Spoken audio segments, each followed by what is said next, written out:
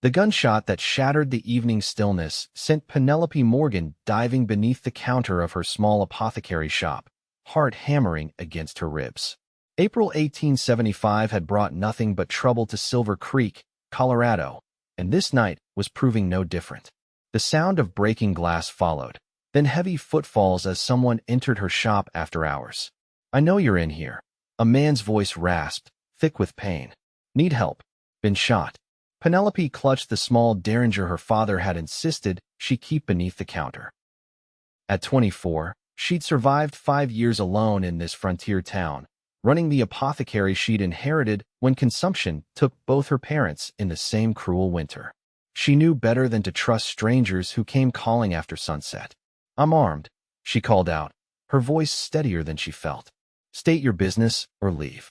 A heavy thud answered her, the sound of a body hitting the floor. Cautiously, she peered over the counter's edge. A man lay sprawled on her worn wooden floorboards, blood seeping through his fingers where they clutched his side. Despite his condition, she noted the quality of his clothing, dusty from the trail, but well-made. Not a common outlaw, then. His eyes found hers, startlingly blue against his sun-bronzed face. "Just need to stop the bleeding. Then I'll go." Something in those eyes, pain mixed with pride and determination, made her decision for her. Keeping the derringer trained on him, she moved from behind the counter. "Don't move," she instructed, kneeling beside him while maintaining a safe distance. "Who shot you?" Man who didn't appreciate losing at cards, he managed, his breath coming in shallow gasps. "Didn't cheat him, if that's what you're wondering." Penelope's medical training overrode her caution. She set the gun aside and helped him remove his jacket, revealing a blood-stained shirt beneath. "I need to see the wound," she said, already reaching for the buttons of his shirt. He attempted a smile that turned into a grimace. "Normally I'd insist on knowing a lady's name first." "Penelope Morgan," she replied automatically, focused on exposing the injury. "And you are?" "Yates." "Yates Blackwood," he said through gritted teeth as she peeled away the fabric adhering to his wound. "Most folks call me Yates." The bullet had carved a deep furrow across his ribs, but hadn't lodged in his body. "You're lucky, Mr. Blackwood. It's a graze, albeit a nasty one." "Doesn't feel lucky," he muttered, watching as she moved to gather supplies. Penelope worked efficiently, cleaning the wound with whiskey that made him hiss and tense beneath her hands. As she stitched the torn flesh closed with neat, practiced movements, she studied him. His face was handsome in a rugged way, with lines at the corners of his eyes that spoke of squinting into the sun and smiling in equal measure. His dark hair fell across his forehead, and a week's worth of beard shadowed his jaw. "You're good at this," Yates observed, watching her work. "My father was the town doctor before he passed. I learned from him." She tied off the final stitch and began wrapping clean bandages around his torso. "You should rest before moving on. There's a room upstairs I keep for customers who need overnight care." He caught her wrist gently as she finished securing the bandage. "Why help me? You don't know me from Adam." Penelope pulled away, uncomfortable with the warmth of his touch. "I help anyone who needs it. It's what I do. Most folks around these parts are more cautious." "I had my gun trained on you the entire time," she reminded him, gathering her bloodied cloths. "Besides, a man bleeding to death on my floor would be bad for business." That earned a genuine laugh, quickly cut short by pain. "Fair point, Miss Morgan. Can you walk, or do you need assistance getting upstairs?" Yates pushed himself to his feet, swaying slightly before steadying himself against the counter. "I've managed worse." Penelope led him to a small but clean room above the shop, furnished simply with a narrow bed, washstand, and chair. "Rest. I'll check on you in the morning." "I'm obliged to you," he said, lowering himself carefully onto the bed. "I'll compensate you properly for your trouble." "It's no trouble," she replied automatically. A knowing look crossed his face. "Most things worth doing usually are." Penelope closed the door behind her, unsettled by the stranger sleeping under her roof and the strange flutter his words had caused in her chest. Morning light filtered through the curtains as Penelope prepared a tray with coffee and simple breakfast fare. She hadn't slept well, listening for any sound from her unexpected guest. When she entered his room, she found him already awake, examining a small book of poetry she kept on the bedside table. "Tennyson," he remarked, holding up the volume. Wouldn't have expected to find this in a frontier town. There's more to life than just surviving out here, Mr. Blackwood, she replied, setting down the tray. How's your side this morning? Sore, but I've had worse. He set the book aside and accepted the coffee she offered. Thank you for your kindness, Miss Morgan. She examined his wound, pleased to find no signs of infection. The stitches look good. You should limit movement for a few days to avoid tearing them. Few days? I was planning to ride out this morning. Then you'll likely be back here bleeding again by nightfall, she countered firmly. The wound needs time to start healing properly. Yates studied her face, then nodded slowly. Is there a hotel in town where I might stay? The Silver Spur has rooms, but... Penelope hesitated. If it was someone in town who shot you, it might be safer if you remained here. I often have patients stay while recovering. I don't want to impose. It's not an imposition if I'm offering, she said, busying herself with rebandaging his side. Besides, I'm curious about what a man like you is doing in Silver Creek. We don't get many strangers passing through. Yates winced as she tightened the bandage. What makes you think I'm passing through? Just a feeling. She finished her work and stepped back. Most men who come to Silver Creek either work the mines or are running from something. And which do you think I am? Penelope met his gaze steadily. Neither. You're looking for something or someone. A flicker of surprise crossed his features before he masked it with a smile. You're observant, Miss Morgan. In my line of work, it pays to be. She gathered her medical supplies. Rest today. If you feel up to it, you can come downstairs for supper. Throughout the day, as Penelope tended to her regular customers, her thoughts kept drifting to the man upstairs. There was something about Yates Blackwood that intrigued her, a quiet confidence beneath his easy manner that spoke of a man comfortable in his own skin. By evening, she had closed the shop and was preparing a simple meal when she heard his footsteps on the stairs. He appeared in the doorway, moving carefully but steadier than before. He'd managed to clean up, his hair damp from washing and his face freshly shaven, revealing a strong jawline. Something smells wonderful, he said, easing himself into a chair at her small kitchen table. Just rabbit stew, she replied, suddenly self-conscious about the modest meal. Nothing fancy.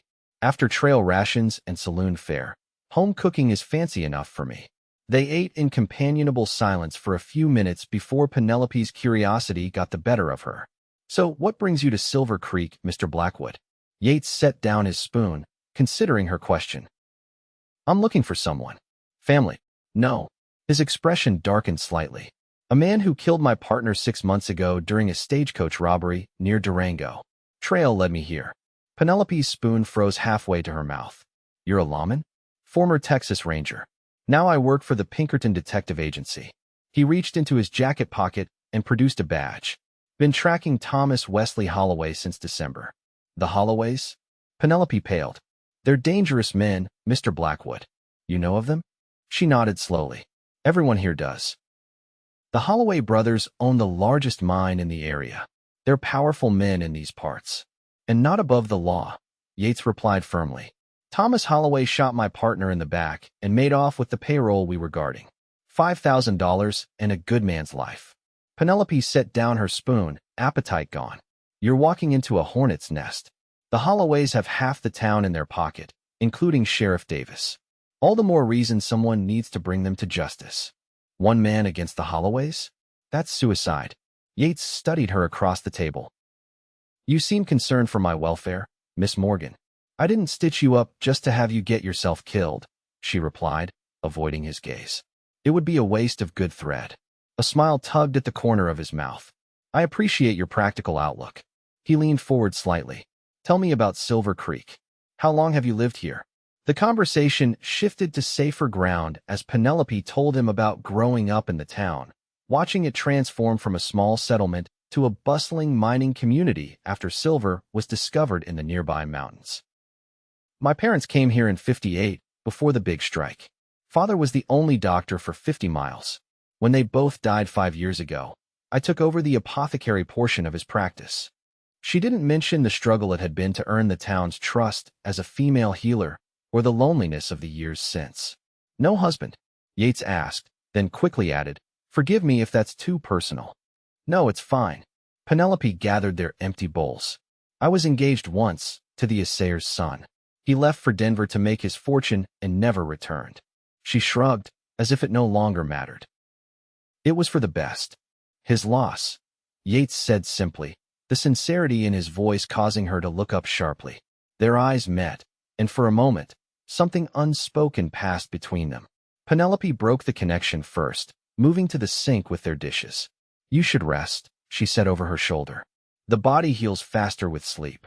"Yes, madam," he replied, the hint of a smile in his voice as he rose carefully from the table. "Thank you for the meal.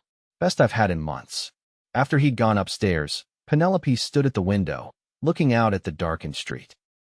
Having Yates Blackwood in her home was dangerous not just because of who he was hunting, but because of how he made her feel.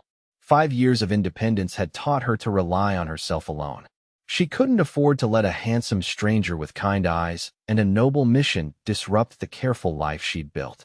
Yet as she prepared for bed, she couldn't help wondering what it would be like to have someone like him in her life, permanently someone strong and principled, someone who made her pulse quicken with just a look. Foolishness, she whispered to herself in the darkness. He'll be gone as soon as he's healed, and that's that. The next morning, Penelope rose early to prepare for the day. She was surprised to find Yates already downstairs, a cup of coffee in hand, studying the bottles and jars on her shelves. "You have an impressive collection," he remarked. "Some of these remedies I haven't seen since my grandmother's kitchen garden. Most doctors rely too heavily on laudanum and other opiates," she replied, checking her inventory. "I prefer herbs and natural remedies when possible. A progressive approach. My father taught me that medicine should heal, not create new problems." She glanced at him. "How are you feeling today?" "Better. Your stitching is holding well." He set down his cup. "I need to start making inquiries about Holloway. Can't afford to lose more time." Penelope frowned. "You should give yourself at least another day to recover." "I'll be careful," he promised.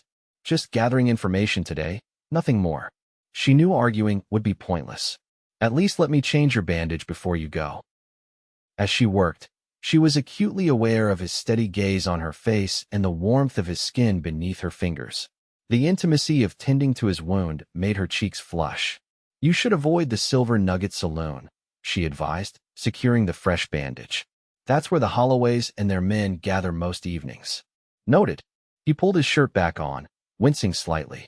"Any suggestions on where I should start?" "Try the general store. Marcus Williams sees everyone who comes through town, and he's no friend of the Holloways. They tried to force him to sell his property last year." Yates nodded, buttoning his shirt. "I appreciate the guidance, Miss Morgan." "Penelope," she said suddenly, "if you're staying in my home, you might as well use my given name." A slow smile spread across his face. "Penelope it is, then, and I'm Yates." The way he said her name, soft and deliberate, sent an unexpected shiver down her spine. "Be careful today," she said, gathering her medical supplies. "The Holloways have eyes everywhere. I didn't survive 10 years as a ranger by being careless." He holstered his revolver, which she noticed he'd cleaned and oiled. "I'll be back before supper."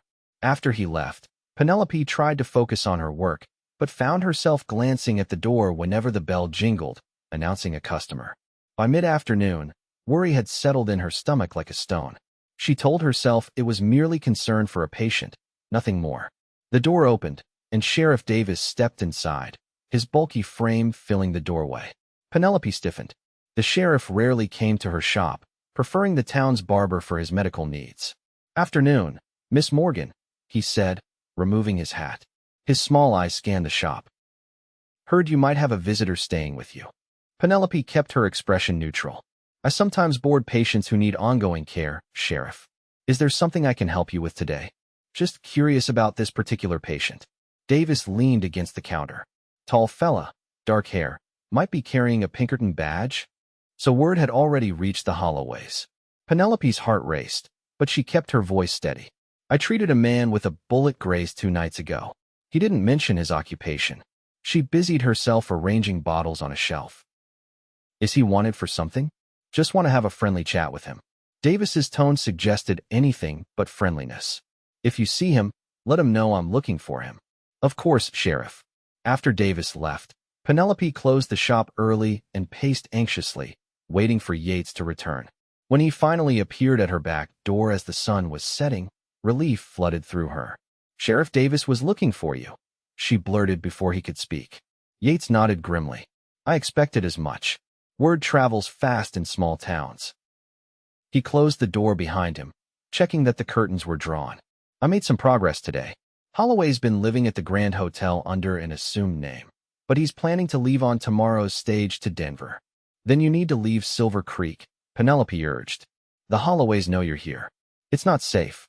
I can't let him escape again." Yates's expression hardened. "I've been tracking him too long to back down now. At least wait for backup. Send a telegraph to your agency." "No time." He placed his hands gently on her shoulders. "I appreciate your concern, Penelope, but this is my job." The warmth of his touch and the intensity in his eyes made her heart stumble. "I've seen what the Holloways do to people who cross them," she whispered.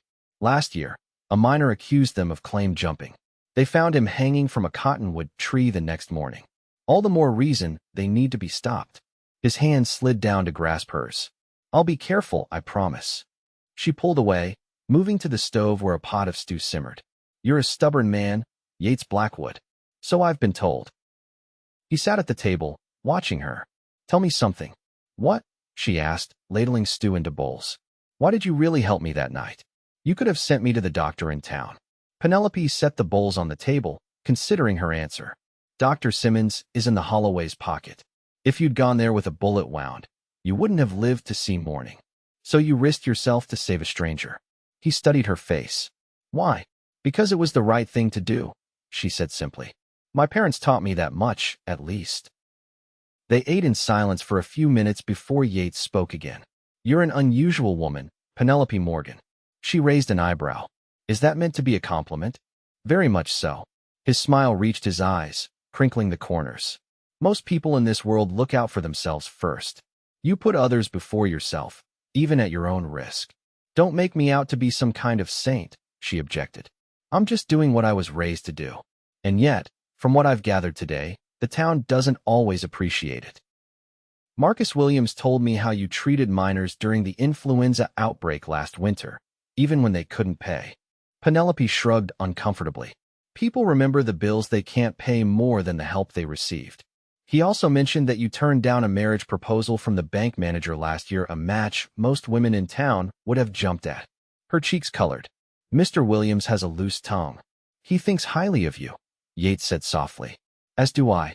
The air between them seemed to thicken. Penelope stood abruptly, gathering their empty bowls. "I need to prepare medicines for tomorrow," she said, avoiding his gaze. "You should rest if you're planning something foolish in the morning." Yates caught her hand as she passed. "Penelope." She stopped, unable to pull away. "Thank you," he said earnestly. "Not just for the medical care, but for caring what happens to me. It's been a long time since anyone did." The vulnerability in his voice touched something deep inside her. "You're welcome," she managed, gently extracting her hand from his. "Good night, Yates." In the safety of her workroom, Penelope pressed her palms against her heated cheeks. This attraction to Yates was dangerous and foolish. He would leave soon, either to capture Holloway or in pursuit of his next assignment. Men like him didn't put down roots, especially not for women like her, plain, practical women who ran apothecary shops in mining towns. Yet as she measured herbs and ground dried flowers into powder, she couldn't help imagining what it would be like if things were different, if Yates wasn't a Pinkerton agent on a mission, if she wasn't tethered to Silver Creek by duty and circumstance. "Enough," she muttered to herself. "Focus on what's real." Dawn broke with heavy clouds promising rain. Penelope had slept poorly, troubled by dreams of gunfire and blood. She found Yates in the kitchen, fully dressed in his trail clothes, checking his revolver. "You're really going through with this," she said, watching him load the chambers. "Have to." He holstered the weapon. "Holloway's stage leaves at noon. I plan to confront him before he boards. In broad daylight. In the middle of town. I'm serving him with a legal warrant. Everything by the book." Yates met her worried gaze. "It's the safest approach. Public witnesses present." "Unless the witnesses are all in the Holloway's pocket," she countered. "That's a chance I have to take." He reached for his hat. "I won't bring trouble to your door, Penelope. After I leave, deny knowing anything about me or my purpose here. Say I was just a patient passing through." The finality in his voice made her heart sink. So this is goodbye, then. Yates stepped closer, his expression softening.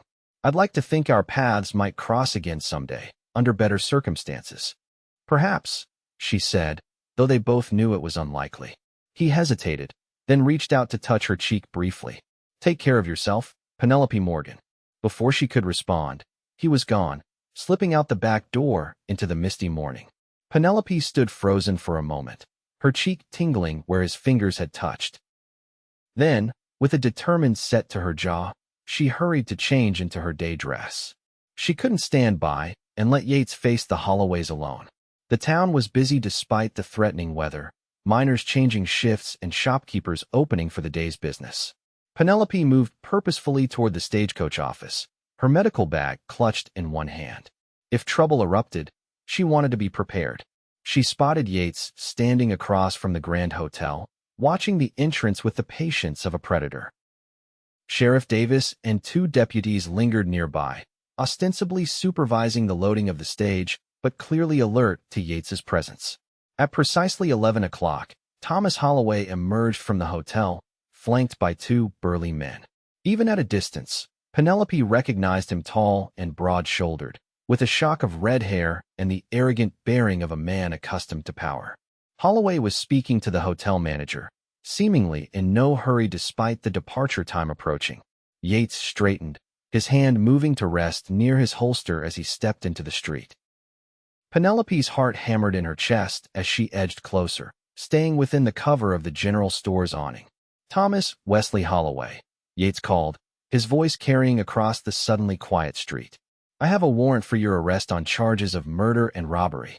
Holloway turned slowly, his face revealing no surprise. I'm afraid you have me confused with someone else, friend. Name's James Carter.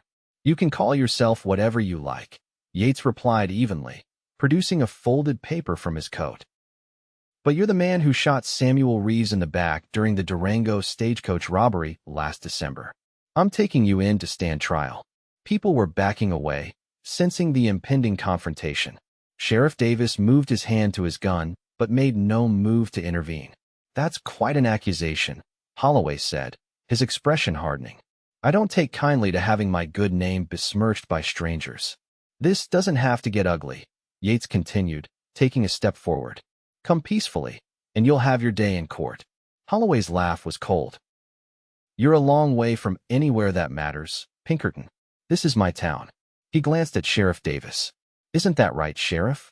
Davis shifted uncomfortably. Mr. Blackwood, I suggest you leave town on the next stage. We don't want any trouble here. There won't be any trouble if Holloway comes quietly, Yates insisted, his eyes never leaving the outlaw. Penelope could see the situation deteriorating rapidly. Holloway's men had spread out, hands hovering near their weapons. The street had cleared of bystanders, leaving Yates isolated and outnumbered. In that moment, she made a decision. Stepping out from the awning, she called, Mr. Blackwood, I need your assistance immediately. All eyes turned to her. Yates's expression flashed with confusion, then concern. Mrs. Peterson's gone into labor, Penelope continued, walking briskly toward him. Her husband says there are complications.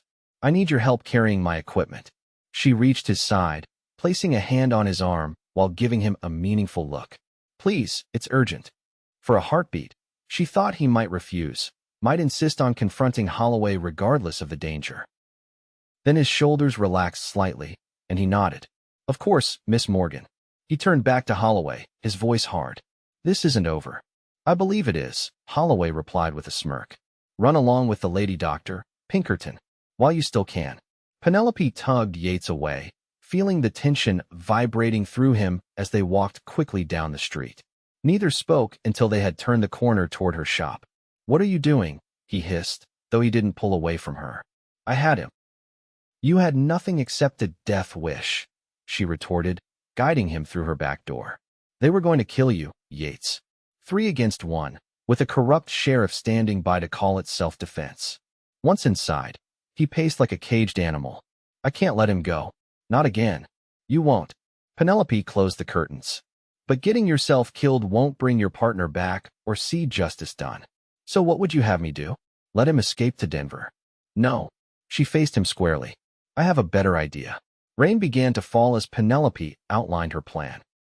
The stage to Denver would take the high mountain pass, stopping overnight at the Elk Creek way station. With the rain making the roads treacherous, the stage would be moving slowly. If we leave now, we can take the old mining trail, she explained, spreading out a rough map on her table. It's steeper but shorter. We could reach the way station before them and be waiting when they arrive. Yates stared at her. You need someone who knows these mountains, she said firmly. The trail isn't marked, and there are places where it's easy to get lost. It's too dangerous. Holloway's men are killers. So you keep saying, yet you were ready to face them alone in the street. She folded her arms. Besides, no one will suspect me of helping you. As far as anyone knows, I sent you to help with a difficult birth. Yates ran a hand through his hair, considering. Even if we get there first, it's still 2 against at least 3 of them. 4, she corrected. The stage driver and guard are also on Holloway's payroll, but they won't be expecting trouble at the way station. That's our advantage. He studied her face. Why are you doing this? Why risk yourself for my fight? Penelope looked away. Because it's the right thing to do, she said quietly. And because I don't want to see you get killed. Something shifted in his expression, a softening around his eyes. All right, he said finally. We'll try it your way. But at the first sign of trouble, you stay back. I won't have your blood on my hands. They prepared quickly, gathering supplies and warm clothing for the mountain journey. Penelope left a note for her assistant, claiming a family emergency had called her away for a day or 2. By mid-afternoon, they had saddled 2 horses from the livery stable where Penelope boarded her mare and set out under the cover of steady rain. The old mining trail was as difficult as Penelope had worn, narrow in places, washed out in others, climbing steeply through pine forests and across rocky slopes. The rain made the footing treacherous, forcing them to move carefully. Despite the challenges, Penelope navigated confidently, familiar with every twist and turn from years of gathering medicinal plants in these mountains. As they rode, she found herself watching Yates the easy way he sat his horse despite his injured side, the alertness in his posture, the occasional smile he flashed her way when they navigated a particularly difficult stretch. By evening, the rain had stopped, but clouds still hung low over the peaks. They made camp in a sheltered grove, building a small fire that wouldn't be visible from the main road below. How's your side? Penelope asked as they ate a simple meal of jerky and hardtack. Sore, but holding together. Yates stretched carefully. Your stitching is as good as any doctor's I've known. Better, probably, she replied with a small smile. Most doctors I've met have the needlework skills of a blacksmith. He laughed, the sound warming her more than the fire. You're not like any woman I've ever met, Penelope Morgan. I'll take that as a compliment. It's meant as one. His expression grew serious. You should know. What we're doing is dangerous. If anything happens to you because of me, nothing will happen, she interrupted. And if it does, it will be because of my choice, not yours. Silence fell between them, comfortable yet charged with unspoken feelings. Penelope busied herself checking their supplies, aware of his gaze following her movements. Tell me about your life before Silver Creek, he said suddenly. You mentioned your parents, but what about before that? Where did you grow up? Boston, originally, she replied, settling back against her saddle. Father was a respected physician there, with a thriving practice. But mother had consumption, and they thought the mountain air might help her condition. Did it? For a time. Penelope's eyes grew distant. We had 10 good years here before the disease returned. Father caught it while caring for her. She blinked away unexpected tears. Within a month, I'd lost them both. Yates moved to sit beside her, his shoulder brushing hers. I'm sorry. It was 5 years ago, she said, as if that made the loss less significant. What about you? How does a Texas Ranger become a Pinkerton detective? He stared into the fire. I grew up on a small ranch near Austin. Joined the Rangers after the war, spent 10 years with them before signing on with Pinkertons. The pay's better, and I was tired of Texas politics. And your family? Parents passed years ago. Never married. He glanced at her. Hard to settle down when you're always on the move. Is that what you want eventually? To settle down? The question hung between them, weighted with possibility. Yates studied her face in the firelight. Never thought much about it before, he admitted. Always figured I'd know the right time and the right person when they came along. Their eyes held for a long moment, and Penelope felt something shift between them, like the first tremor before an avalanche. Then Yates cleared his throat and looked away. "We should get some rest," he said, his voice rougher than before. "Morning comes early in these mountains." They settled on opposite sides of the fire, wrapped in blankets against the mountain chill. Despite her exhaustion, sleep eluded Penelope. She was acutely aware of Yates just a few feet away, of the danger waiting at the way station tomorrow, and of the growing feelings she could no longer deny. Dawn brought clear skies and renewed determination. They broke camp early and continued up the trail, which grew steeper as they approached the pass. By mid-morning, they had crested the ridge and began the descent toward Elk Creek. "The way station should be visible soon," Penelope said, pointing ahead where the trail curved around a rocky outcropping. "It's in that valley below." As they rounded the bend, the Elk Creek way station came into view, a sturdy log building with a corral and small stable nestled against the mountainside. Smoke rose from the chimney, indicating the station keeper was present. "The stage won't arrive until evening," Penelope explained as they approached. "We have time to prepare." The station keeper, a grizzled old-timer named Jenkins, greeted Penelope warmly. She introduced Yates as a colleague helping her collect rare medicinal plants in the high country. "Been a while since you came this way, Miss Morgan," Jenkins remarked, showing them to a small private room where travelers could rest. "What brings you up the mountain this time of year?" "Butterfly weed," she replied smoothly. "It only blooms for a short time after the spring rains. I need it for my heart tonics." Jenkins seemed to accept this explanation. "Stage is due around sundown, weather permitting. Only passengers booked are a businessman and his associates. You folks staying the night?" "If that's all right," Penelope said. "We'll head back to Silver Creek in the morning." Once alone, Yates gave her an appreciative look. "You lie remarkably well for such an honest woman." "I prefer to think of it as selective truth-telling," she replied primly. "Besides, butterfly weed does bloom this time of year, and I do use it in heart tonics." They spent the afternoon planning. The way station's layout was simple: a common room with a fireplace, the station keeper's quarters, 2 small guest rooms, and a lean-to kitchen.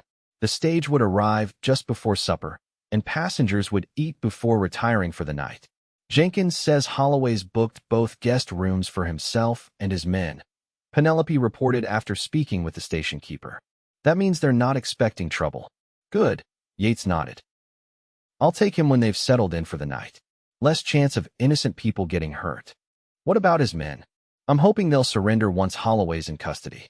He checked his revolver again. "But be prepared for anything." As evening approached, tension mounted. Penelope helped Jenkins prepare supper, positioning herself to watch through the window for the stage's arrival. Yates remained in their room, out of sight. The stagecoach arrived with the setting sun, horses lathered from the difficult mountain road. Penelope's heart pounded as she watched Holloway descend first, followed by his 2 guards.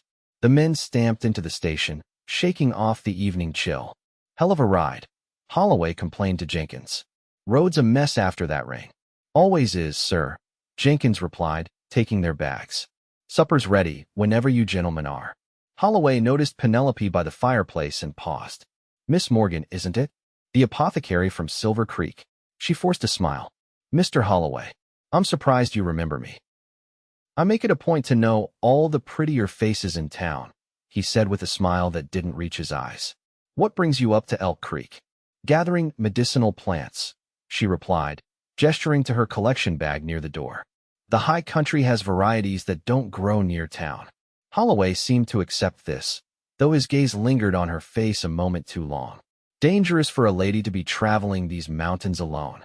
"I know these trails well, Mr. Holloway. Been coming here since I was a girl." The men settled at the table, and Penelope served alongside Jenkins, careful to maintain her calm demeanor despite the proximity to Holloway. Throughout the meal, she could feel his occasional gaze, assessing and suspicious. When supper was finished, Holloway and his men retired to their rooms, while the stage driver and guard opted to sleep in the stable with the horses. Penelope waited until Jenkins had banked the fire for the night and retired to his quarters before slipping back to alert Yates. "They're settled in," she whispered. Holloway took the north room, his men the south. Yates nodded, buckling on his gun belt. Stay here. Lock the door behind me. Be careful, she urged, catching his arm. Holloway suspicious.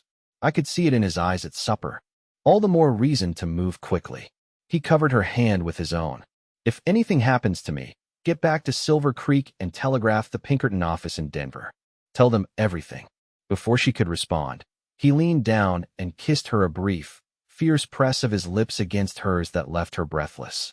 Then he was gone, closing the door quietly behind him. Penelope pressed her fingers to her lips, her heart racing. She wanted to follow, to help somehow, but knew she would only be a distraction. Instead, she moved to the window, straining to see or hear anything in the darkness. Minutes crawled by in tense silence. Then came the sound she'd been dreading, a gunshot, followed by shouting and the crash of breaking furniture. More shots followed in quick succession. Unable to remain hidden any longer, Penelope grabbed her medical bag and rushed from the room. The common area was empty, but the door to Holloway's room stood open, lamplight spilling out. She approached cautiously, hard in her throat. Yates stood with his back to the wall, his revolver trained on Holloway, who lay on the floor clutching his bleeding leg. One of Holloway's men was slumped unconscious in the corner, while the other stood with his hands raised. It's over, Holloway, Yates was saying. You're going to stand trial for what you did to Sam Reeves. Holloway's face was contorted with pain and rage. You think this changes anything, Pinkerton? You'll never get me back to Denver alive. That's where you're wrong. Yates glanced up as Penelope appeared in the doorway. I told you to stay put. I heard gunshots, she replied, moving to examine Holloway's wound. Someone might need medical attention. The bullet had passed clean through Holloway's thigh, missing the bone and major vessels. She worked quickly to stop the bleeding, aware of the tension in the room. Jenkins appeared, roused by the commotion, his shotgun in hand. What in tarnation is going on here? Federal prisoner transport, Yates explained, showing his badge. This man is wanted for murder and robbery. I need to secure him for the night. With Jenkins's help, they bound Holloway and his conscious guard. The unconscious man was secured to his bed once Penelope determined he had only a concussion from being struck with the butt of Yates's revolver. The stage driver and guard will be a problem, Yates said quietly to Penelope as they returned to the common room. They're Holloway's men too. Jenkins and I will handle them, she replied. You stay with the prisoners. Before Yates could protest, she and Jenkins went to the stable, where they found the driver and guard awake and alert, having heard the gunshots. Mr. Holloway's taken ill, Penelope told them smoothly. I've given him something to help him sleep. Everything's under control, but he asked that you both remain here until morning. The men exchanged glances, clearly suspicious. Jenkins casually shifted his shotgun to a more visible position. Just following the gentleman's orders, he added gruffly. Suggest you boys get some shut-eye? Morning comes early. Whether convinced or simply unwilling to challenge a loaded shotgun, the men settled back into their bedrolls. Jenkins volunteered to keep watch over them for the first part of the night. When Penelope returned to the main building, she found Yates securing the doors and windows. Driver and guard? He asked tersely. Contained for now, she replied. Jenkins is watching them. Yates nodded, some of the tension leaving his shoulders. You were right about taking this route. If we'd confronted him in town, it would have been a bloodbath. I'm just glad you're all right. She noticed the torn sleeve of his shirt and the blood seeping through. You're hurt. Just a graze, he said dismissively. One of them got off a shot before I could disarm him. Penelope insisted on treating the wound, a shallow cut along his upper arm that required only cleaning and bandaging. As she worked, neither mentioned the kiss they had shared before the confrontation. What happens now? She asked instead, securing the bandage. At first light, I'll load Holloway and his men into the stage and head for Denver. Yates winced as he tested his arm. The driver and guard will have to come along as prisoners too. Can't risk leaving them behind to gather reinforcements. And the elder Holloway? He won't take his brother's arrest lightly. One problem at a time, Yates said with a tired smile. Right now, I'm just glad to have Thomas in custody at last. They took turns keeping watch through the night, though neither slept much. Dawn found them exhausted but resolute, preparing for the journey ahead. I'll need to return to Silver Creek. Penelope said as they stood outside watching Jenkins prepare the stage. My patients will be wondering where I've gone. Yates nodded, his expression unreadable. It's safer that way. Better if no one connects you to Holloway's capture. Will you? She hesitated, then pressed on. Will you come back? After you've delivered him to Denver? Something flickered in his eyes, hope, perhaps, or regret. I'd like to. But I can't make promises, Penelope. There will be a trial, paperwork, new assignments. She nodded, swallowing her disappointment. Of course. You have your duty. But I meant what I said before, he continued, stepping closer and lowering his voice. You're unlike any woman I've ever known. These past few days with you have meant more to me than I can say. They've meant a great deal to me too, she admitted softly. He reached out to touch her cheek, his fingers gentle against her skin. I will come back if I can. That's the most I can promise right now. It wasn't enough, not nearly enough, but Penelope nodded. I understand. The moment was interrupted by Jenkins calling that the stage was ready. Holloway and his men had been loaded inside, securely bound for the journey. The driver and guard, now prisoners themselves, sat stone-faced on the box under Jenkins's watchful eye. I've asked Jenkins to drive them as far as the Blackwell Ranch, Yates explained. Federal marshals will meet them there to continue to Denver. Be careful, Penelope said, unable to hide her concern. Holloway is dangerous even when wounded. I've handled worse. He hesitated, then pulled her into a swift embrace. Thank you for everything, Penelope Morgan. Before she could respond, he released her and climbed onto the stage. With a crack of the whip, Jenkins set the horses in motion, and the coach rumbled away down the mountain road. Penelope stood watching until it disappeared around a bend, a hollow feeling settling in her chest. Whatever had begun between her and Yates Blackwood, whatever might have been, was rolling away with that stagecoach. The journey back to Silver Creek was lonely and filled with too much time to think. Penelope replayed every moment with Yates, every conversation, every look, and that one brief, passionate kiss. By the time she reached town the following afternoon, she had convinced herself that she would never see him again. Silver Creek appeared unchanged, as if the dramatic events of the past few days had never happened. She returned her horse to the livery stable and walked to her shop, where her assistant, young Sarah Williams, greeted her with relief. Miss Morgan, thank goodness you're back. Half the town's been asking for you. Family emergency. Penelope repeated the lie from her note, hanging up her travel cloak. Is everything all right here? Mostly. Sarah lowered her voice. There's been some excitement. That Pinkerton agent who was staying with you? He arrested Thomas Holloway and took him to Denver. Sheriff Davis is furious, and Mr. Holloway, the elder brother, has been storming around town demanding answers. Penelope kept her expression neutral. How unfortunate. I'm sure it will all sort itself out. And there's something else, Sarah added, her eyes wide. Mr. Holloway came by yesterday, asking all sorts of questions about you and the Pinkerton man. Wanted to know if you'd helped him somehow. A chill ran down Penelope's spine. What did you tell him? That you'd been called away suddenly for a family matter, and that I didn't know anything about any Pinkerton agent. Sarah looked worried. Did I do wrong? No, you did exactly right. Penelope squeezed the girl's hand gratefully. Thank you, Sarah. As the days passed, Penelope threw herself into her work, trying to ignore the whispers that followed her through town and the occasional dark looks from those loyal to the Holloways. She told herself that the danger would pass, that eventually some new scandal would capture the town's attention. A week after her return, Gerald Holloway himself appeared at her shop. He was older than Thomas, with the same red hair now streaked with gray and cold eyes that assessed her like a predator studying prey. Miss Morgan, he said, removing his hat. I believe we need to have a conversation. Penelope steeled herself, grateful that the shop was empty of other customers. Mr. Holloway, what can I help you with today? Information, he replied bluntly. About the Pinkerton agent who took my brother. I'm afraid I know very little about that, she said evenly. I was away when it happened. Yes, a convenient family emergency, I'm told. His smile didn't reach his eyes. Yet witnesses saw you riding out of town with him the day before my brother was arrested. Penelope's heart raced, but she kept her expression calm. I rode out alone, Mr. Holloway, to gather medicinal plants in the high country. If someone else left town the same day, it's merely coincidence. I don't believe in coincidences, Miss Morgan. He stepped closer, his bulk intimidating in the small shop. You helped him set a trap for my brother. That's a serious accusation, Mr. Holloway. She stood her ground. Do you have any proof? Not yet, he admitted. But I will. And when I do, you'll regret crossing the Holloways. The threat hung in the air between them. Penelope's hand slid beneath the counter, finding the reassuring shape of her derringer. Is there anything else I can help you with today, Mr. Holloway? She asked, her voice steady despite her fear.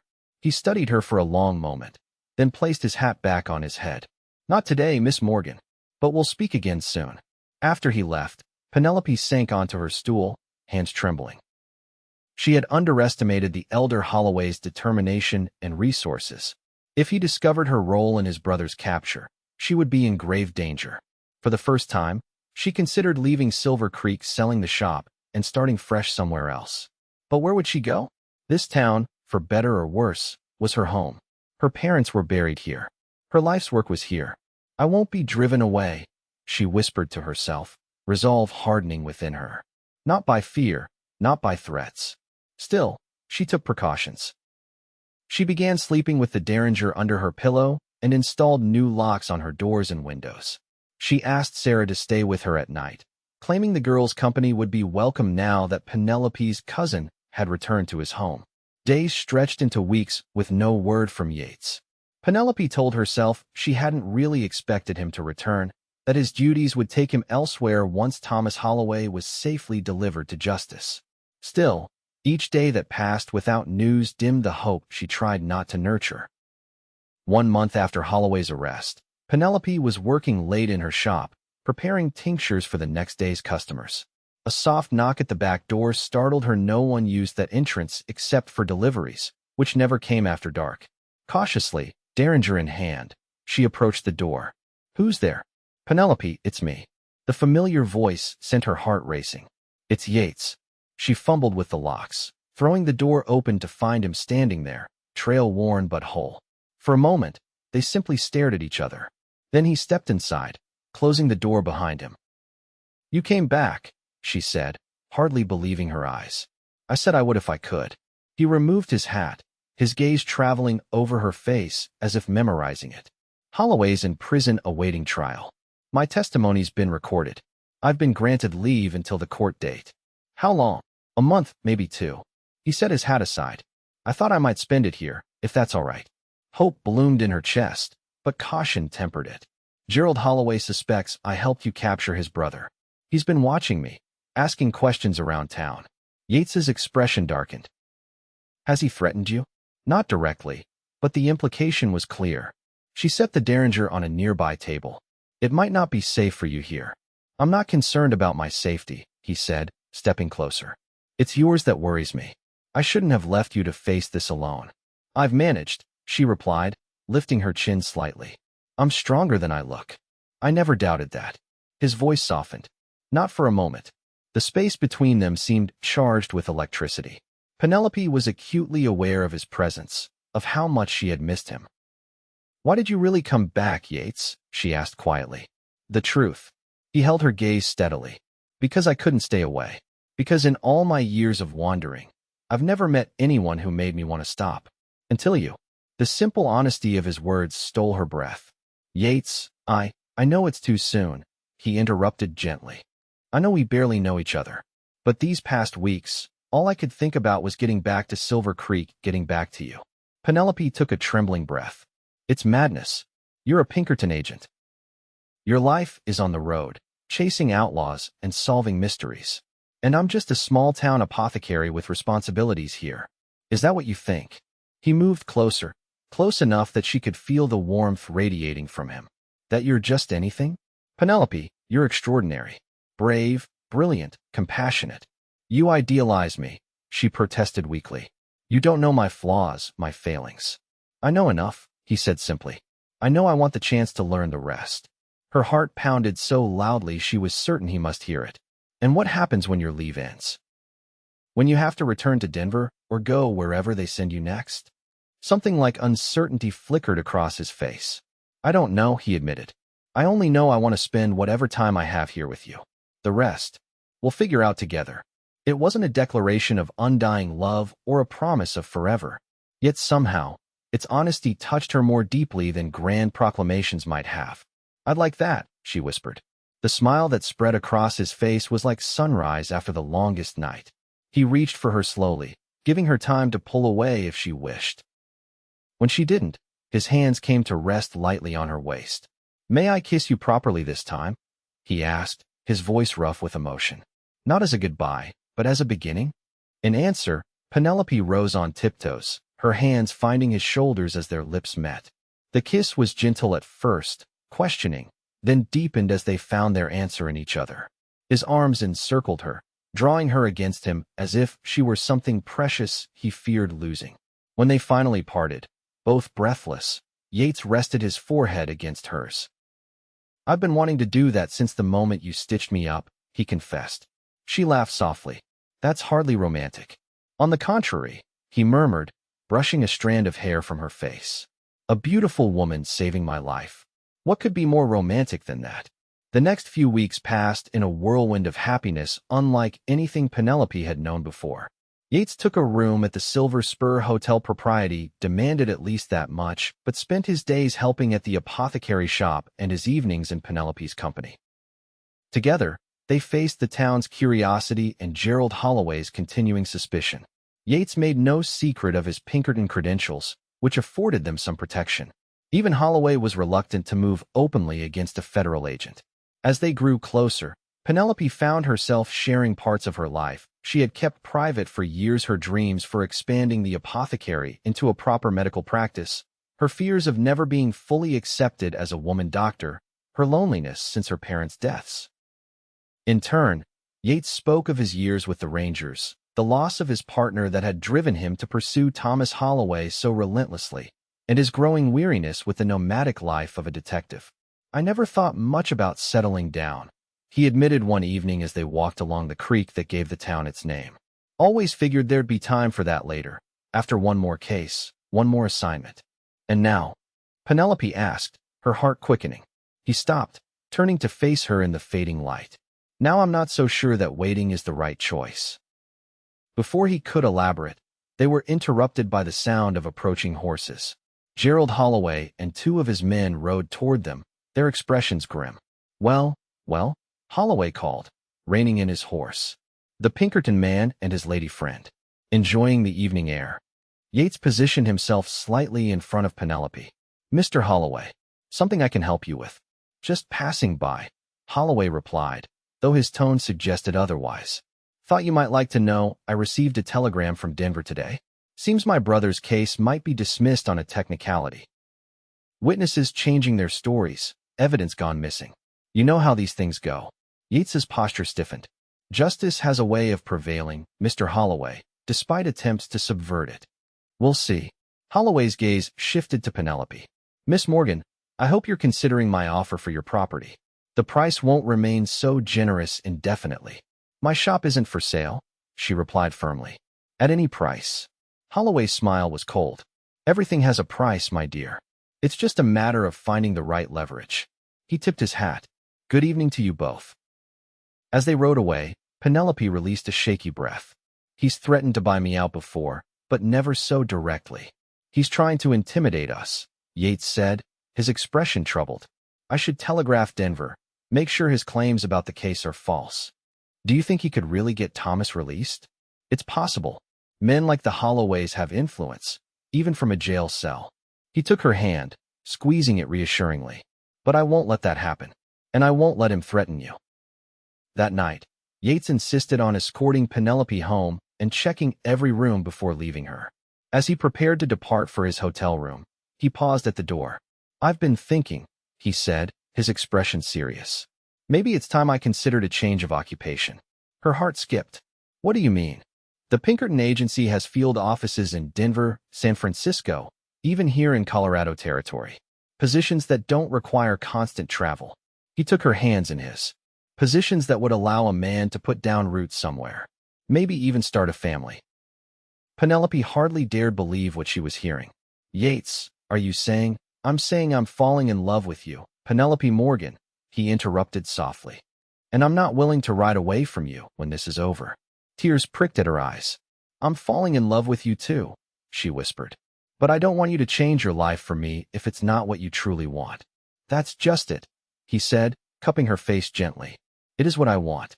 I just never knew it until I met you. Their kiss was tender and filled with promise. When they parted, Penelope's heart felt too full for words. I'll see you tomorrow, Yates said, reluctantly stepping away. Lock the door behind me. That night, as she lay in bed unable to sleep, Penelope allowed herself to imagine a future she had long since stopped believing possible, a life shared with someone who understood her, who valued her work and her independence, who looked at her as if she were the most precious thing in his world. Morning brought reality crashing back in the form of Sarah bursting into the shop, her face pale with fear. Miss Morgan, there's been a fire at the hotel during the night. They're saying it was deliberately set. Penelope's blood ran cold. The Silver Spur? Is anyone hurt? Some smoke injuries, but everyone got out. Sarah wrung her hands. They're saying the fire started near Mr. Blackwood's room. Without another word, Penelope grabbed her medical bag and ran to the hotel. The building still stood, though one wing was badly damaged by fire and water. Townspeople had gathered to help, passing buckets and caring for those affected. She spotted Yates talking with Sheriff Davis, his shirt soot-stained but otherwise appearing unharmed. Relief flooded through her as she hurried to his side. Are you all right? She demanded, already examining him for injuries. I'm fine, he assured her, capturing her hands. Just some smoke. Others weren't so lucky. She turned her attention to treating those who needed it, mostly minor burns and smoke inhalation. As she worked, she overheard Yates questioning witnesses, his manner professional but intense. The fire was set deliberately, he told her later as they walked back to her shop. Coal oil poured outside my door and lit. If the night clerk hadn't smelled the smoke so quickly. Gerald Holloway. Penelope said, anger replacing her earlier fear. It has to be. Almost certainly, but proving it will be difficult. Yates ran a hand through his hair, frustration evident in the gesture. Davis says he'll investigate, but we both know that's worthless. What will you do? For now, be more vigilant. His expression hardened. Holloway's escalating. First threats, now this. He won't stop until he gets what he wants. Which is what? Revenge for his brother? My property. Both, probably. Yates's eyes met hers, serious and determined. I won't let him hurt you, Penelope. Whatever it takes. The next few days passed in tense vigilance. Yates moved his few possessions to a room above the general store owned by Marcus Williams, who had no love for the Holloways. He insisted on escorting Penelope everywhere, and they were careful never to follow the same routine 2 days in a row. Despite the danger, or perhaps because of it, their relationship deepened. Each moment together felt precious, each conversation more meaningful knowing what they risked to be together. A week after the fire, a telegram arrived for Yates from Denver. His face was grim as he read it. Thomas Holloway's trial has been delayed, he told Penelope that evening as they sat in her parlor. A key witness has recanted his testimony. Can they still convict him without it? It complicates things, Yates admitted. The agency wants me back in Denver to help shore up the case. Penelope's heart sank. When do you have to leave? That's just it. He took her hands in his. I've decided not to go back, at least, not yet. But your job, I've requested a leave of absence, he interrupted. Unpaid, if necessary. I'm not leaving you here alone with Gerald Holloway becoming more dangerous by the day. Relief and worry warred within her. Yates, I can't ask you to risk your career for me. You didn't ask. It's my choice. His grip on her hands tightened. Besides, there are more important things than a career. The intensity in his eyes made her breath catch. Such as the woman I love, he said simply. The woman I want to spend my life with if she'll have me. For a moment, Penelope couldn't speak, couldn't even breathe. Are you proposing? Not very well, apparently, he said with a self-deprecating smile. He slid from the chair to one knee before her, still holding her hands. Penelope Morgan, I know this is sudden. I know we've known each other only a short time, but I've never been more certain of anything in my life. I love you, and I want to marry you if you'll have a former Texas Ranger with no fixed address and questionable job prospects. Tears blurred her vision as joy bubbled up within her. Yes, she whispered, then louder. Yes, Yates Blackwood, I will marry you. His smile was radiant as he rose, pulling her into his arms and capturing her lips in a kiss that promised a lifetime of love. They agreed to marry quickly, with just a few friends as witnesses. Marcus Williams offered to host the small reception at his home, away from prying eyes and potential trouble from the Holloways. 2 days before the wedding, as Penelope was closing her shop for the evening, Gerald Holloway appeared at her door. I understand congratulations are in order, he said, his tone making the words sound more like a threat than well wishes. Thank you, Mr. Holloway, she replied cautiously. Is there something I can help you with? Just wanted to deliver a wedding gift in person. He placed a small package on the counter. And to let you know that this changes nothing. Your Pinkerton man destroyed my family. I intend to return the favor. Before Penelope could respond, he turned and left. With trembling fingers, she unwrapped the package to find a small wooden box. Inside lay a single black rose, a symbol of death and revenge. When Yates arrived minutes later and saw the gift, his expression turned to stone. That's it, he said, his voice deadly quiet. This ends now. What are you going to do? Penelope asked, alarmed by the cold fury in his eyes. What I should have done weeks ago. He headed for the door. Wait here. Lock up behind me. Yates stopped. She caught his arm. Don't do anything rash. It's what he wants to provoke you into making a mistake. He's threatening my future wife, Yates said, his voice tight with controlled anger. I won't stand for it. Then we face him together, she insisted. The right way, with the law on our side. It took all her powers of persuasion, but eventually Yates agreed to a different approach. Together, they drafted telegrams to the territorial governor and the Pinkerton agency's head office, detailing Gerald Holloway's threats and the evidence of his attempts to intimidate witnesses in his brother's case. It may not be enough, Yates warned as they sealed the messages. Men like Holloway have protected themselves for years with money and influence. Then we'll find another way, Penelope said firmly. But I won't have you risking your life or your freedom in a confrontation with him. Not when we're so close to starting our life together. The next morning, they received an unexpected visitor, a U.S. Marshal named James Cooper, sent from Denver in response to concerns about witness tampering in Thomas Holloway's case. The agency forwarded your telegram to me, he told Yates as they sat in Penelope's parlor. They're taking the threats against you and Miss Morgan very seriously. What can be done? Penelope asked. Sheriff Davis won't act against the Holloways.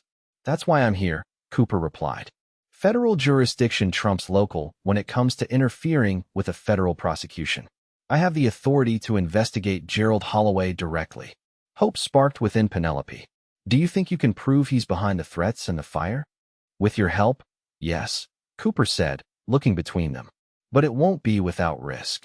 The plan they devised was dangerous but offered their best chance at ending Gerald Holloway's reign of terror over Silver Creek. While Cooper began a quiet investigation into Holloway's business dealings, Yates and Penelope would continue with their wedding plans as if nothing had changed. We want him to think his intimidation is working, Cooper explained. That you're distracted and vulnerable. Using ourselves as bait, Yates said grimly. I don't like putting Penelope at risk. I'm already at risk, she pointed out. At least this way, we're taking action instead of just waiting for his next move. The day before their wedding dawned clear and cool.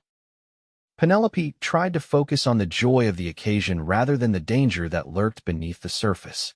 Sarah helped her prepare the simple white dress she would wear, chattering excitedly about the ceremony. It's so romantic, the girl sighed. Like something from a novel, the handsome detective falling in love with the local healer. Penelope smiled, smoothing the dress's fabric. Life is rarely as neat as novels, Sarah. But sometimes it surprises you with something even better. That evening, a small gathering of friends assembled at Marcus Williams's home for a pre-wedding supper. As Penelope and Yates walked there together, she couldn't help noticing the shadows that seemed to follow them. We're being watched, she murmured, slipping her hand into Yates's arm. Cooper's men, he reassured her. And yes, probably Holloway's too. Just act natural. The evening passed pleasantly despite the underlying tension. Their friends offered toasts and well wishes, genuine affection evident in their words. For a few hours, Penelope allowed herself to forget the danger and simply be a bride-to-be, celebrating with her soon-to-be husband. As they prepared to leave, Marcus pulled Yates aside for a private word. Penelope watched, curious, as the shopkeeper pressed something into Yates's hand, a small package wrapped in brown paper. "What was that about?" she asked as they walked home under the stars. "Wedding gift," Yates replied, patting his pocket. "Marcus said it belonged to his father, and he wanted us to have it." At her door, Yates kissed her tenderly. "Tomorrow at noon," he said softly. "I'll be the one waiting impatiently at the altar." "I wouldn't miss it for the world," she promised, her heart full. She watched him walk away, his tall figure silhouetted against the moonlit street, and offered a silent prayer for their safety through the night ahead. Morning brought a flurry of activity as final preparations were made. Sarah arrived early to help Penelope dress, her excitement infectious. By 11 o'clock, Penelope stood before her mirror, hardly recognizing the woman reflected there radiant in her simple white dress, cheeks flushed with happiness. "You look beautiful, Miss Morgan," Sarah sighed. "Mr. Blackwood is a lucky man." "I'm the lucky one," Penelope replied, adjusting the small spray of wildflowers in her hair. A knock at the door made them both start. Sarah hurried to answer it, returning with a troubled expression. "It's Sheriff Davis," she whispered. "Says he needs to speak with you urgently." Penelope's heart sank as she went to the door. Davis stood awkwardly in her parlor, hat in hand. "Miss Morgan," he began, not quite meeting her eyes. "I'm afraid there's been an incident involving your Mr. Blackwood." Fear clutched at her throat. "What kind of incident? Is he hurt?" "No, madam, not hurt." Davis shifted uncomfortably. "He's been arrested." "Arrested?" Penelope gasped. "On what charges?"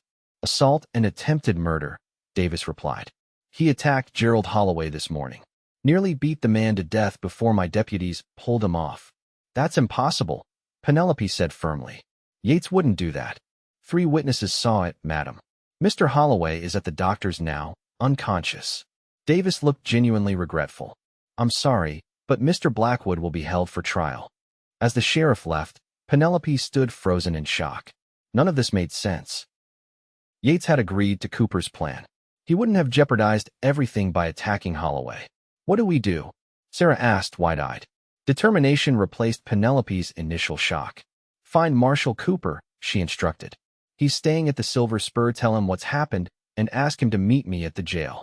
After Sarah left, Penelope changed quickly from her wedding dress into practical clothes.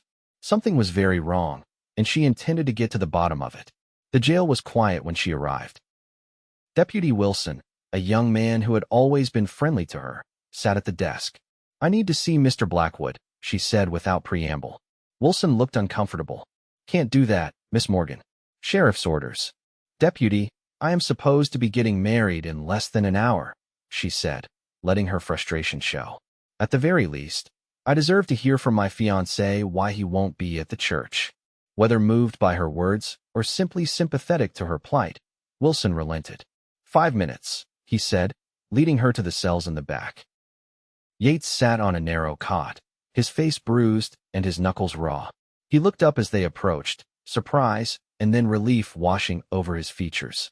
"Penelope," he breathed. "Thank God you're all right." Wilson unlocked the cell door. 5 minutes, he repeated, then retreated to give them some privacy.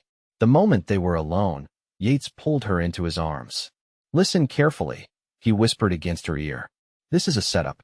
I never went near Holloway this morning." "I know," she whispered back. "Tell me what happened." "I was ambushed on my way to meet Cooper," he explained quickly. 2 of Holloway's men.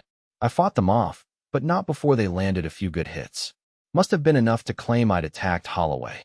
"Cooper will help us," she assured him. "I've sent Sarah to find him." "Be careful," Yates warned. "If Holloway's willing to frame me, he's desperate. That makes him more dangerous." "I'm not afraid," she said, though fear gnawed at her stomach. "I won't let them take you from me, not like this." The fierce determination in her voice brought a smile to his bruised face. "That's my girl."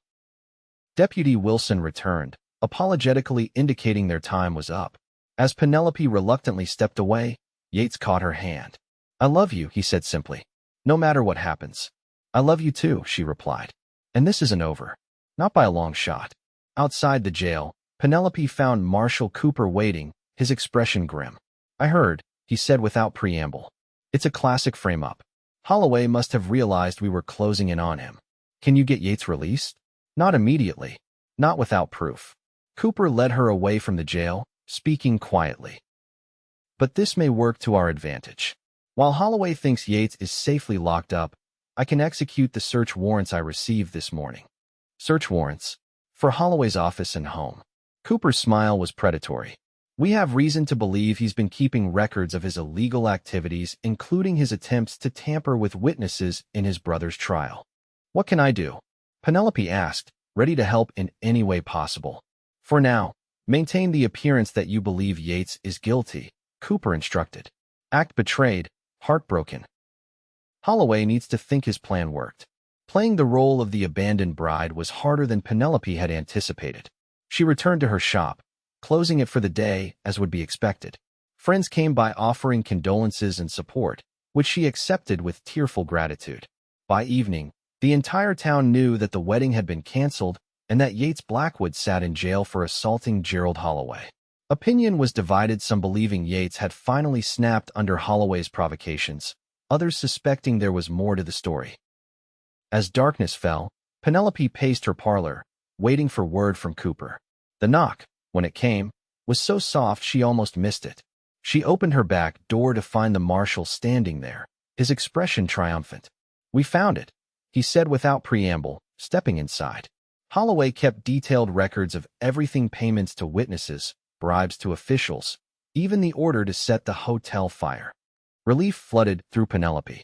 "So you can prove Yates is innocent?" "Better than that," Cooper replied. "I've already telegraphed the territorial governor. Federal agents are on their way to arrest Holloway for witness tampering, attempted murder, and a host of other charges." "When?" "Dawn," Cooper said. "In the meantime, Holloway believes he's won. He doesn't know we have the evidence. I want to keep it that way until we move on him." Penelope's relief was tempered by caution. "What about Yates? He's still in jail, and he'll stay there for now for his own protection as much as anything. If Holloway suspects we're onto him, he might make a desperate move." Cooper squeezed her shoulder reassuringly. "One more night, Penelope. By this time tomorrow, you and Yates will be free to have that wedding." Though the night seemed endless, dawn eventually broke over Silver Creek. Penelope had slept little, too anxious about the coming confrontation. She dressed carefully, choosing practical clothes, but unable to resist wearing the locket Yates had given her as an engagement present. At precisely 7 o'clock, Cooper arrived with 4 federal agents. "It's time," he said simply. They moved through the quiet morning streets toward Holloway's grand home on the hill overlooking the town. As they approached, Penelope's heart pounded in her chest. Everything hinged on what happened next. To their surprise, the house appeared deserted. No smoke rose from the chimneys. No servants moved about the grounds. Cooper signaled for caution as they approached the front door. It stood ajar. Inside, they found chaos. Drawers pulled open, papers scattered, signs of hasty departure everywhere. But no Gerald Holloway. "He's run," Cooper said grimly, examining the scene. Someone must have warned him. A cold fear gripped Penelope. "Yates," she whispered. "If Holloway's desperate enough to flee." They raced to the jail, Penelope's skirts billowing as she ran faster than she had in years. The sight that greeted them confirmed her worst fears: Deputy Wilson unconscious on the floor, the cell door standing open, and no sign of Yates. "Cooper," one of the agents called from the back door. "Blood trail. And horse tracks." Cooper's face darkened. "Holloway's taken him. Insurance or revenge? We have to find them," Penelope insisted, fighting panic. "Where would Holloway go?" "The mine," Cooper decided after a moment's thought. "It's defensible, isolated. If he's planning to make a stand or negotiate terms, that's where he'd go." The Holloway silver mine lay 3 miles outside town, carved into the mountainside. By the time their hastily assembled group reached it, the sun had climbed higher in the sky, casting long shadows across the entrance to the main shaft.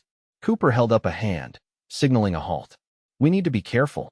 If Holloway has Yates inside, any frontal assault could get him killed." "Let me talk to him," Penelope suggested. "Holloway knows me. He might listen." "Too dangerous," Cooper objected. "He's cornered and desperate." "Which is exactly why he might respond to a different approach," she argued. "Besides, I'm a doctor. If Yates is hurt, After a brief debate, Cooper reluctantly agreed to let her approach the mine entrance alone, with the agents positioned to intervene if necessary. Heart pounding, Penelope walked slowly toward the dark opening, her medical bag clutched in one hand like a talisman. "Mr. Holloway," she called, her voice steadier than she felt. "It's Penelope Morgan. I'd like to speak with you." Silence answered her, broken only by the whisper of wind through the pines. Then, from the shadows, Gerald Holloway's voice. "Come forward, Miss Morgan." Slowly, she advanced cautiously. As her eyes adjusted to the dimness, she made out Holloway standing just inside the mine entrance, a revolver in his hand. Behind him, seated against the rock wall, was Yates, bound, bloodied, but alive. Relief flooded through her at the sight. "That's far enough," Holloway ordered when she was 10 feet away. "What do you want?" "To offer a trade," she said calmly. "Myself for Mr. Blackwood." Yates struggled against his bonds. "Penelope, no." Holloway laughed, a harsh sound devoid of humor. "And why would I make that trade? This man destroyed my family, ruined everything I've built. Because the federal agents surrounding this mine might let you live if you release him," she replied evenly. "And because I'm the one who helped him capture your brother. I led him to the way station. I treated Thomas as wound. If you want revenge, I'm as much to blame as Yates." Surprise flashed across Holloway's face, followed by cold fury. "You? A woman?" "Yes, Mr. Holloway. A woman who was tired of watching you and your brother terrorize this town." She took a step closer. "Let Yates go? Take me instead." "Penelope, don't do this," Yates pleaded, earning a vicious backhand from Holloway that split his lip. "Stop," Penelope cried. "You've made your point." Holloway studied her, calculation replacing rage in his eyes. "Maybe there's a third option," he said slowly. "The agents want me. But there's a back way out of these mines, a tunnel that comes out 2 miles away. With hostages, I might just make it to the border." "We both know that won't work," Penelope said gently, as if reasoning with a child. "Even if you escape today, they'll hunt you down. There's nowhere you can go that they won't find you eventually. Then I have nothing to lose, do I?" Holloway's grip tightened on his gun. "And neither do you or your Pinkerton man." In that moment, Penelope saw the truth in his eyes, the desperate recklessness of a man who knew he was finished. Holloway had no intention of letting either of them leave alive. "There's always another choice," she said, forcing calm into her voice. "My father used to say that even the darkest hour offers a chance for redemption." "Pretty words," Holloway sneered. "But some things can't be forgiven." "Not forgiveness," she corrected. "Justice. Face it with dignity. Tell your side of the story in court. Let the law decide." For a flicker of a second, something like consideration passed across Holloway's face. Then his expression hardened once more. "Enough talking," he snapped, grabbing Penelope's arm and pulling her roughly beside him. "Both of you are coming with me. One wrong move, and I'll put a bullet in her head. Understand?" Yates nodded grimly, his eyes never leaving Penelope's face as Holloway cut his bonds and forced him to his feet. They moved deeper into the mine, Holloway keeping Penelope close, his gun pressed to her side. The main shaft gave way to smaller tunnels, the air growing cooler and damper as they descended. Holloway seemed to know exactly where he was going, navigating the labyrinth with the confidence of long familiarity. Penelope tried to memorize their route, knowing that Cooper and his men would be following. She caught Yates's eye, seeing the silent communication there. "Wait for an opportunity. Don't take unnecessary risks." Finally, they reached what appeared to be an abandoned section of the mine. Old equipment lay scattered about, and the supporting timbers looked weathered and unstable. "This is where we part ways with our pursuers," Holloway announced, gesturing to a narrow passage nearly hidden behind a pile of rock. "That tunnel runs for half a mile before opening onto the mountainside. My horse is waiting there." "You can't take both of us through that," Yates pointed out, eyeing the tight passage. "Not if you want to move quickly." A cold smile spread across Holloway's face. "You're right, Pinkerton, which is why you're staying here." He raised his gun, aiming it at Yates's chest. "Consider it payment for my brother." "No," Penelope cried, lunging forward. Several things happened at once. As Holloway's attention shifted to Penelope, Yates dove for cover behind mining equipment. The gun fired, the sound deafening in the confined space. And somewhere above them, a support timber cracked ominously. Dust and small rocks began to rain down as the tunnel shuddered. Holloway cursed, staggering as the ground beneath them trembled. The whole section's unstable, Yates shouted, grabbing Penelope and pulling her toward the main tunnel. Move!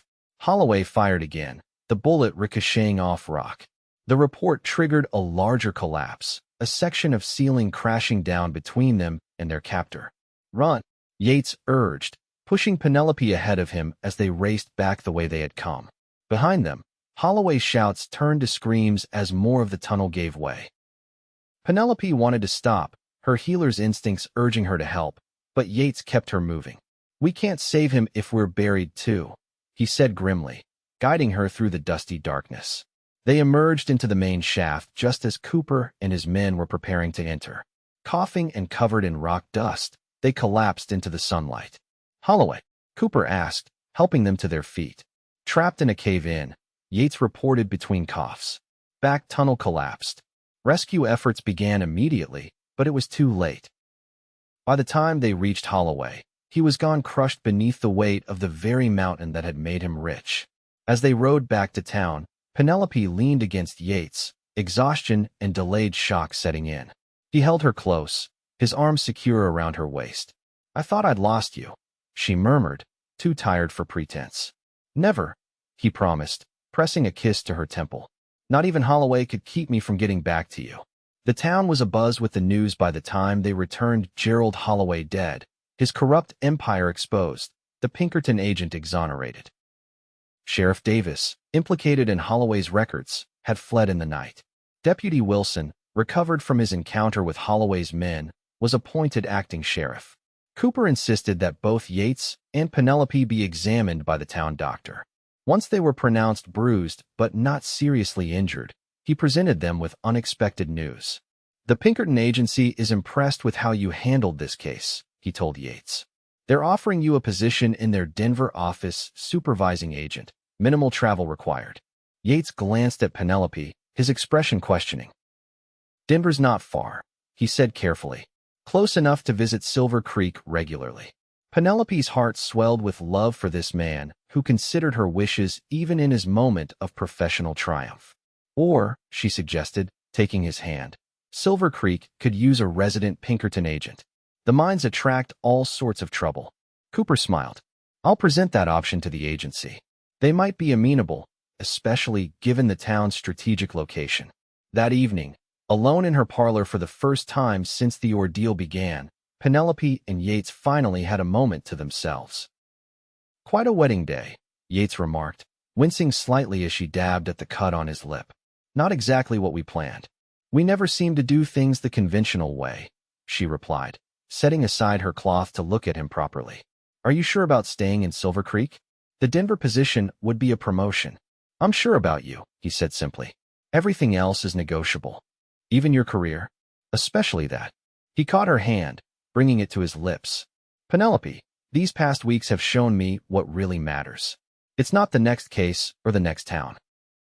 It's this us, a life together, a place to call home." Tears pricked at her eyes. "I never thought I'd find someone who understood me. I think I've been looking for you my whole life," he admitted softly. "I just didn't know it until I walked into your shop with a bullet graze and a chip on my shoulder." She laughed through her tears. "And I told you that you weren't worth the trouble. Did I ever tell you what I thought in that moment?" he asked, pulling her closer. "No." His eyes, warm and filled with love, held hers. "I looked at you so beautiful, so capable, so fearlessly stitching up a stranger who could have been dangerous, and I thought, this woman is worth my whole life." The words stole her breath. "Yates, I meant it then, and I mean it now," he whispered, cupping her face in his hands. "You're worth everything, Penelope Morgan. My career, my wandering ways, my stubborn pride, I'd give it all up in a heartbeat if that's what it took to be with you. All I want is you," she said simply. "Just you, beside me, building a life together." Their kiss sealed the promise, tender at first, then deepening with all the passion and fear and relief of the day's events. When they finally parted, Yates rested his forehead against hers. "So," he murmured, "shall we try this wedding business again? Perhaps with less drama this time." "Tomorrow," she decided impulsively. "Before anything else can happen."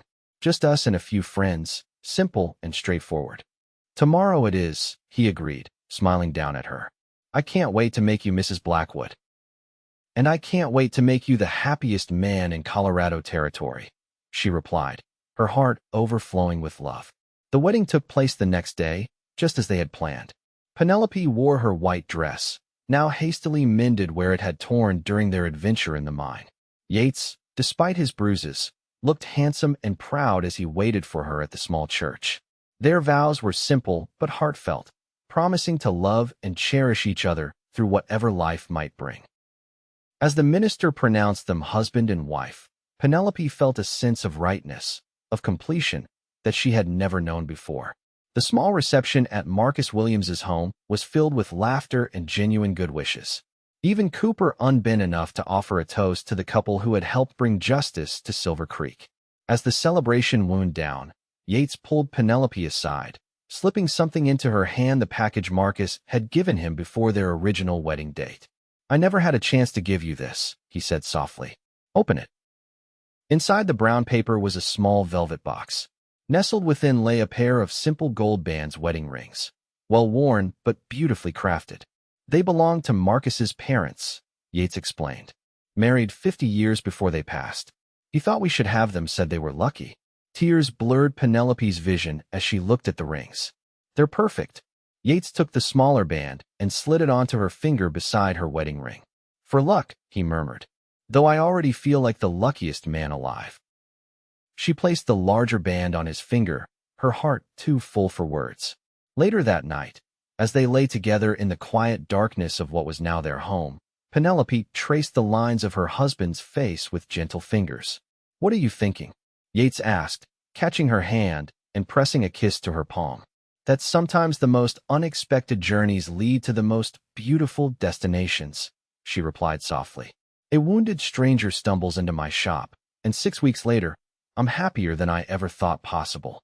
We make a good team, Mrs. Blackwood, he said, pulling her closer. The apothecary and the detective. Silver Creek won't know what hit it. She laughed, settling against his chest. Is that what we are now? A team.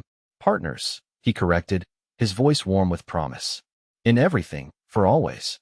I like the sound of that, Penelope murmured, closing her eyes in contentment. As she drifted toward sleep in her husband's arms, Penelope thought of all the twists and turns that had brought them together, danger and courage, loss and hope, and above all, love that had proven stronger than any obstacle.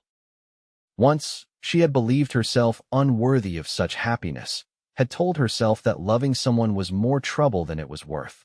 Now she knew better. Some people were worth everything, every risk, every fear, every moment of uncertainty. Yates Blackwood was worth her whole life, and she was worth his. Together, they would build something beautiful from the ashes of the past, a home, a family, a legacy of love that would outlast them both. And that, Penelope thought as sleep claimed her, was worth any trouble the world might bring.